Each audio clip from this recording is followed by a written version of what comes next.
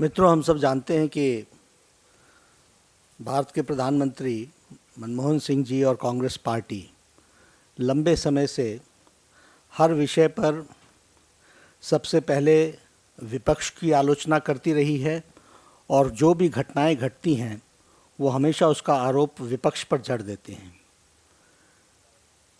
इसके साथ साथ जो सामाजिक संगठन जिन्होंने उनके खिलाफ आवाज़ उठाई, यदि वह कुछ कहते हैं तो उनकी भी आलोचना करते हैं और उनको तरह तरह से आरोपित करने का प्रयास करते हैं। उसी प्रकार से जो संवैधानिक संस्थान हैं, कॉन्स्टिट्यूशनल बॉडीज़ हैं, पहले तो उसको सबवर्ट करने का प्रयास करते हैं और जब उस पर वो काबू नहीं कर पाते हैं तो संवैधानिक संस्थानों को भी असॉल्ट करते हैं। यह कांग्रेस पार्टी की रीति नीति रही है और आज तो उन्होंने सारी हद पार कर दी जब केरला में उन्होंने मीडिया पर की आलोचना की और मीडिया पर आरोप लगाया। यह देश के लिए बहुत ही दुर्भाग्यपूर्ण है और भारतीय जनता पार्टी इसका विरोध करती है, इसके निंदा करती है। It is highly objectionable and condemnable. BJP condemns this, that PM criticizes the media. And it has come, the time is ripe enough that the Prime Minister should himself go for a self-introspection. आत्मचिंतन करना चाहिए। आखिर ये आलोचना Congress party की और प्रधानमंत्री की क्यों हो रही है? क्यों विपक्ष बार बार उन पर प्रहार कर रहा है? क्यों सामाजिक संगठन उन पर प्रहार कर रहे हैं? क्यों कॉन्स्टिट्यूशनल बॉडीज उनके कार्यकलापों के बारे में प्रश्न चिन्ह खड़ा कर रही हैं? और अगर इसको मीडिया रिपोर्ट करती है तो फिर वो इसको जिसे कहते हैं कि मीडिया के खिलाफ भी आलोचना करने का प्रयास जो चल रहा है, यह दुर्भाग्यपूर्ण है। हम सब लोग जानते हैं कि पिछले 8 सालों में प्रधानमंत्री के नेतृत्व में और श्रीमती सोनिया गांधी के संरक्षण में भ्रष्टाचार पनपा है, फला है, फूला है और देख रेख में ये कांग्रेस पार्टी और सोनिया गांधी जी के संरक्षण में हुआ है। कांग्रेस की रीति रही है कि पहले नकारो और अगर यदि नकार से काम न चले तो उसको कुचलने का प्रयास करो। इन सब के बावजूद पिछले 8 सालों में भ्रष्टाचार के इस सरकार ने जो नए कीर्तिमान स्थापित किए हैं उनको भारतीय जनता पार्टी ने बखूबी जनता के सामने लाया है और उसको कंक्लूसिव एंड तक ले जाने का काम भारतीय जनता पार्टी कर रही है। अगर हम 2G स्पेक्ट्रम की बात करें तो सच्चाई हमारे सामने है कि सबसे पहले तो Congress party and the prime minister पहले नकारते रहे कि इस तरह का कोई भी इर्रेगुलरिटी नहीं हुई है। राजा के मंत्री रहने पर 18 महीने सीबीआई की इंक्वायरी चली और इंक्वायरी के बाद जब वो इंटरिम रिपोर्ट आई तो प्रधानमंत्री ने ही कहा था, इस राजा को क्लीन चिट दिया था। After the interim report it was this prime minister who gave a clean chit to A Raja. और सच्चाई हम सबके सामने है कि बाद में राजा चार्जशीट हुए, मंत्री पद से गए, तिहाड़ जेल पहुंचे और ये सुप्रीम कोर्ट के देखरेख में जो इंक्वायरीज हुई उसमें से जो सारी बातें निकल करके आई हैं वो हम सबके सामने है। लेकिन कांग्रेस पार्टी का रवैया क्या रहा, यह भी हम सबको स्पष्ट है। उसी तरीके से कॉमनवेल्थ गेम्स होने के लगभग 1 साल पहले स्टोरीज आनी शुरू हो गई, पार्लियामेंट में चर्चा शुरू हो गई, सब लोगों ने कहा कि बहुत बड़ा घोटाला हो रहा है। कॉमनवेल्थ गेम्स समाप्त हुआ, कोई कांग्रेस पार्टी ने एक्शन नहीं लिया और कांग्रेस पार्टी इस बारे में inside parliament and outside parliament बोलती रही कि कोई घोटाला नहीं हुआ है। जब भारतीय जनता पार्टी ने शीतकालीन सेशन को स्टॉल किया, तत्पश्चात और जो शुंगलू कमेटी के बारे में प्रधानमंत्री ने कहा था कि हम शुंगलू कमेटी बैठा रहे हैं और इसके रिपोर्ट्स पर हम एक्शन लेंगे, शुंगलू कमेटी की रिपोर्ट आ गई। उस रिपोर्ट में हम सबको मालूम है कि शीला दीक्षित के बारे में और क्या क्या ऑब्जर्वेशंस आई, लेकिन वो डस्टबिन में डाल दी, no action has been taken. तो मैं इसलिए ये बार बार दोहरा रहा हूं कि भ्रष्टाचार को छुपाने का प्रयास और जो इसके खिलाफ आवाज उठाता है उसको कुचलने का प्रयास, ये दोनों प्रयास कांग्रेस पार्टी करती रही है। अब जहां तक कोल घोटाले का सवाल है, सारी डिटेल्स आप सबके सामने हैं, लेकिन प्रधानमंत्री ने जो इस बारे में भी जो जवाब दिया, कहा कि हम सस्ती बिजली देंगे। ये जो हुआ, ये सब कुछ इसलिए हुआ कि we wanted to give a cheap electricity. फिर कहा कि इससे भारत का ग्रोथ रेट बढ़ेगा, और फिर कहा कि इससे रेवेन्यू मिलेगा। What excuses he gave. सच्चाई यह है कि कोई सस्ती इलेक्ट्रिसिटी नहीं मिली, कोई ग्रोथ रेट नहीं बढ़ा। रेवेन्यू जो जनरेट हुआ, हां देश का रेवेन्यू तो नहीं जनरेट हुआ, लेकिन कांग्रेस पार्टी का रेवेन्यू बहुत जनरेट हुआ। यह एक जरूर एक अंतर है, लेकिन कुल मिलाकर के बहुत बड़ा घोटाला हुआ, वो हम सबके सामने है। इससे पहले 2G स्पेक्ट्रम में तो the prime minister was vicariously responsible because he was the prime minister and one of the ministers had done the 2G spectrum का घोटाला हुआ था, he was involved in it। लेकिन कोल घोटाले में prime minister is himself responsible. जो बंदर बांट हुई है, उस बंदर बांट में कोई भी स्क्रीनिंग कमेटी प्रधानमंत्री के हस्ताक्षर से कोल ब्लॉक्स 142 अलॉट हुए हैं, इसलिए प्रधानमंत्री इज डायरेक्टली रिस्पॉन्सिबल। और इस सरकार ने एक नए नए आयाम स्थापित किए हैं। नया आयाम यह है कि खुद तो रिस्पॉन्सिबल है ही, लेकिन लूट के पैसे में यदि कोई डिस्प्यूट हो जाए तो उसको डिस्प्यूट को भी सुलझाने के लिए कांग्रेस पार्टी का ही मंत्री इन्वॉल्व है। यानी किस तरीके से लूट की है, और लूट में भी डिस्प्यूट्स के लिए आर्बिट्रेटर बनने का काम भी कांग्रेस पार्टी के मंत्री ने किया है। तो इस सारी चीजों के बारे में हमारा यह कहना है कि ये जो इंटर मिनिस्ट्रियल ग्रुप है और ये जो सीबीआई की इंक्वायरी है, this is an I wash. यह विषय को भटकाने का प्रयास है, विषय को विषयांतर करने का प्रयास है।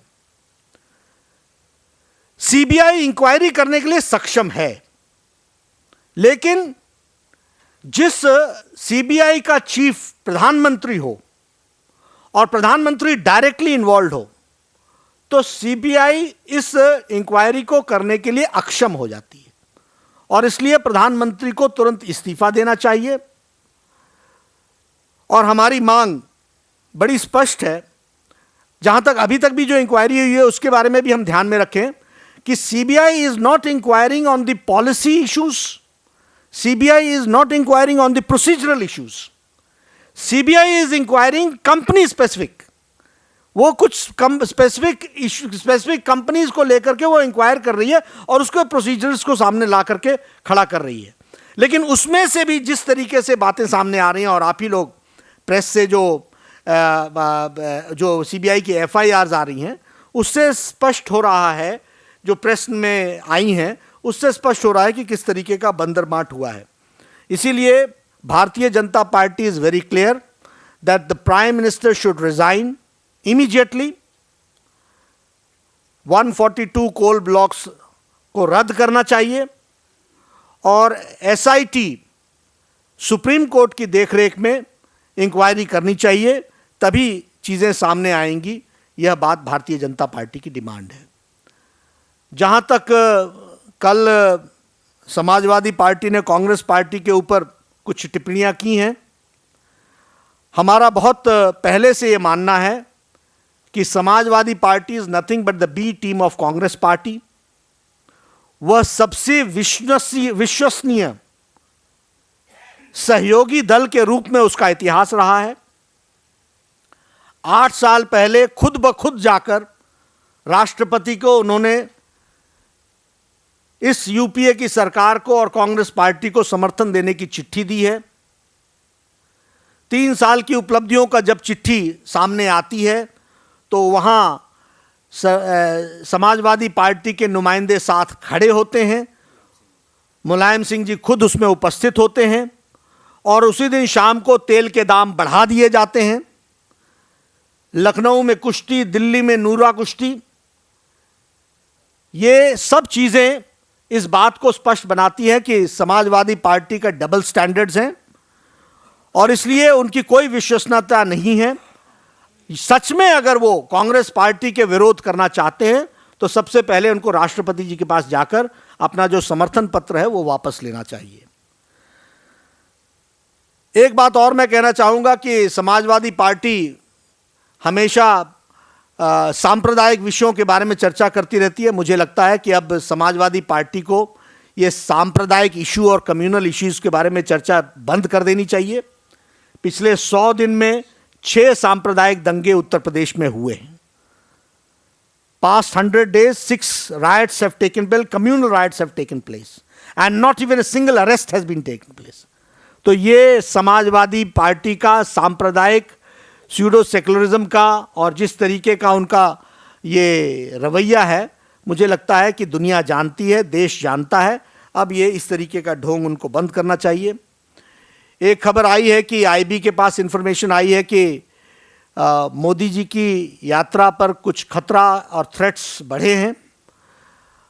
मोदी जी की इस यात्रा सफल हो, अच्छे तरीके से हो, इसकी चिंता केंद्र सरकार को करनी चाहिए और इसके लिए जो भी मुहैया सुरक्षा और सुरक्षा के जो बिंदु हैं उसका असेसमेंट भी होना चाहिए और उनको उपयुक्त सुरक्षा प्रदान की जानी चाहिए, इसकी पूरी व्यवस्था की जानी चाहिए। ऐसा भारतीय जनता पार्टी की डिमांड है।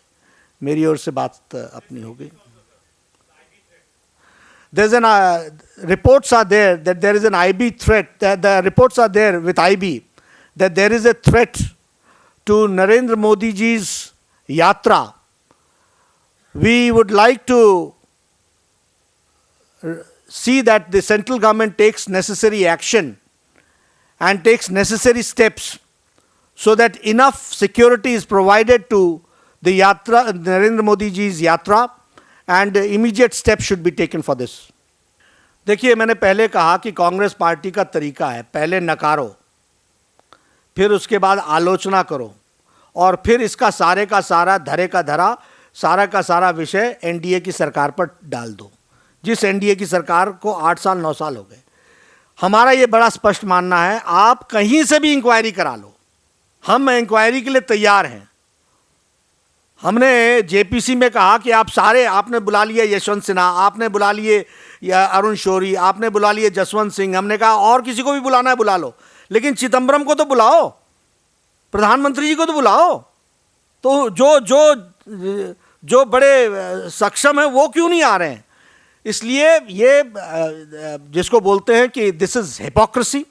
लेकिन भारतीय जनता पार्टी तैयार है, तुम कहीं से करो, 1993 से करो, 1998 से करो, 2000 से करो, जब से तुम्हारी मर्जी है तब से करो, लेकिन हमें बताओ कि कारवां लूटा तो लूटा क्यों। देखिए, प्रजातंत्र में विरोध करना यह प्रजातांत्रिक राइट है और इसलिए प्रजातंत्र तरीके से, डेमोक्रेटिक तरीके से किसी का विरोध करना यह जायज़ है। मैंने पहले कहा कि इनको इंट्रोस्पेक्शन करना चाहिए कि इनका विरोध क्यों हो रहा है, इनका चिंतन होना चाहिए कि ये इनका विरोध क्यों हो रहा है और उसके मर्ज में जाना चाहिए, बजाय इसके कि ये जो ये ऊपरी लिपापोती करते हैं उससे काम नहीं चलेगा। जिस तरीके से इनके देख रेख में भ्रष्टाचार चल रहा है तो ये ऐसा विरोध तो होता ही रहेगा। देखिए, सवाल हमारे मानने का तो हमारे वरिष्ठ नेता हैं, लेकिन दुनिया मानती है कि वो एक वरिष्ठतम और जिसको कहते हैं कि जो लोकप्रिय नेता हैं। जहाँ तक राहुल गांधी जी का सवाल है, मुझे लगता है कि जंग में आने से पहले ही हार गए वो। देखिए, मैंने कहा ना, सीबीआई जो इंक्वायरी कर रही है वो आई वॉश है, विषय को विषयांतर करने का प्रयास कर रही है। ये सिर्फ दिखाने की कोशिश कर रही है कि हमने कोई ना कोई एक्शन लिया, हमने ये 18 दिन, ये 13 दिन तक पार्लियामेंट स्टॉल हुई है, हम एक्शन ले रहे हैं। सच्चाई ये है कि पॉलिसी लेवल पर प्रधानमंत्री रिस्पॉन्सिबल हैं इस 142 कोल ब्लॉक को की बंदरबांट करने के लिए। स्क्रीनिंग कमेटी के पास कोई भी आधार नहीं है कि एक्स को क्यों दिया और वाई को क्यों नहीं दिया। There is no report with the screening committee which defines कि विच कैन एक्सप्लेन कि why this coal black has been allotted to this company and why it has not been allotted to this company। इसलिए इसमें directly इस भ्रष्टाचार में प्रधानमंत्री के हस्ताक्षर से हुआ है, he is responsible for it. तो इसमें यह कहना कि इस कंपनी का उस कंपनी का, ये सारे 142 कोल ब्लॉक कैंसिल होने चाहिए, ये हमारा, ये आई वॉश है, ये शुरुआत नहीं है, इस विषय को भटकाने का प्रयास है।